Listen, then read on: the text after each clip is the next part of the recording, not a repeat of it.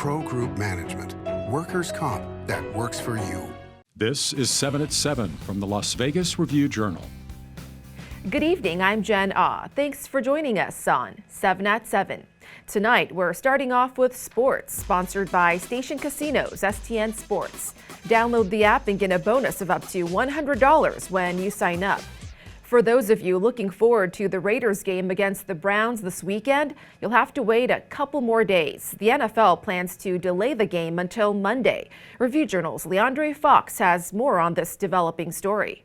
After a recent outbreak of COVID-19 among the Cleveland Browns, resulting in more than 20 players landing on the COVID list, the NFL has postponed Saturday's Raiders-Browns game to Monday with a 2 p.m. kickoff. With the league seemingly intent on playing the game, the Raiders were scheduled to leave Las Vegas for Cleveland Friday at noon. Players and fans of the Silver and Black voiced their frustrations once word spread of postponement. This year it was announced we weren't going to have any postponements or cancellations, but things do change. I think that's the most important part to remember about all of these COVID situations. It's changing on a daily basis, what we know about, what we learn about. It was only supposed to be a forfeit if a outbreak happened among unvaccinated players. That's not the case here, so it wasn't going to be a forfeit anyway. And let's also not forget that the Raiders players wouldn't get paid if they win by forfeit. I don't think they like that very much either. For the Review-Journal, I'm Leandre Fox. In other top stories, sponsored by Nevada Hand Silver Sky Assisted Living Community. Learn more at nevadahand.org. A tearful scene from the mother as a man faces prison time for her toddler's death. The judge sentenced Antonio Bridges 11 to 31 years behind bars after pleading guilty to murder in the death of his ex-girlfriend's 16-month-old, Mark Phillips Jr. In my opinion, he deserves the max. Life. No parole. I know it ain't up to me, but that's what I feel. He took an innocent child's life. Police say Bridges abused and killed the child. Over at Cashman Middle School, the principal says a juvenile may face charges for making threats. According to CCSD police, the youth made terroristic threats online. This comes a day after the school district notified parents of nebulous threats across schools nationwide. Multiple media are reporting schools in Carson City closed today facing similar threats. Earlier this morning, we told you about efforts by police to keep our roads safe, but one driver clearly did not get the message. Check out this tweet from North Las Vegas Police about a Mustang stopped on I-15 between Cheyenne Avenue and Craig Road, speeding at 131 miles per hour. The driver faces multiple charges, including reckless driving. In health, sponsored by 4M Dental, love your smile again. Health officials are expecting a holiday COVID surge in Nevada, but how big will it be? They say they remain hopeful, but half of the state's eligible population is fully vaccinated, and so they're hoping we won't see another spike like last winter. At the same time, they acknowledge the Omicron variant will have an impact. On the vaccine front, U.S. health advisors recommend Americans get the Pfizer or Moderna vaccines instead of Johnson & Johnson, which they say can cause rare but serious blood clots and led to 9 confirmed deaths. The CDC director accepted her advisory panel's advice late Thursday. Now to business, sponsored by Bank of Nevada, Bank on Accountability. While Las Vegas's housing market remains hot, the supply chain disruptions also remain. Review-Journal's Renee Summerhour tells us how this is impacting the industry. Renee? Jen, the result is home building and renovations are now 10 times more difficult than 2 years ago. That's how one subcontractor describes it. With the influx of buyers and difficulties obtaining materials making for shortened supplies, construction is delayed and costs are rising.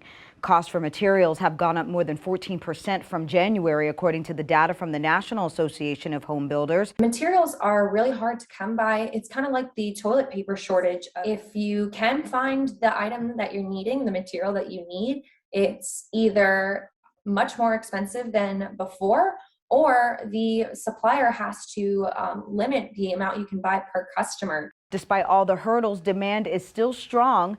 Builders and contractors say out-of-state buyers still see Southern Nevada as affordable and a tax haven compared to more expensive states. Low interest rates, increased wages, and remote work have also encouraged people to spend more money on their homes. Jen? In Lifestyle, sponsored by Glittering Lights at Las Vegas Motor Speedway. A poker hand turns into a lucky player's retirement fund. Scott Bradfield of Michigan was playing three-hand poker at the Flamingo when he hit a royal flush, winning over $940,000. The Flamingo says he's achieved his lifelong dream of retirement. And it's beginning to look a lot like winter up at the Lee Canyon. The resort's Rabbit Peak chairlift is now open, which serves the skiing area for beginners. Gear rentals and lessons are also available as of today. And the Bighorn Grill and Bristlecone Bar are now open. If you're a veteran coming out, kind of like shaking the cobwebs off. If you're a beginner, obviously the Bunny Hill is where you're going to be, so it's a great deal for that. We're really excited to be open and be here for the winter community and, get winter recreation going. Lee Canyon received nearly 1.5 feet of snow in this week's storms.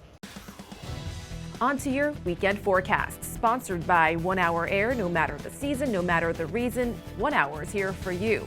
We're looking at a cold night, but with clear skies. Perfect time to view the full moon. Temps are also in the 40s, should dip into the 30s overnight. And we're looking at a beautiful weekend with sunny skies, highs in the 50s, lows in the 30s. On Monday, the clouds roll back in, but the temps should inch higher until Thursday, when the highs hit the 60s again. Sports betting, sponsored by Las Vegas Paiute Tribal Smoke and Cigar Shop.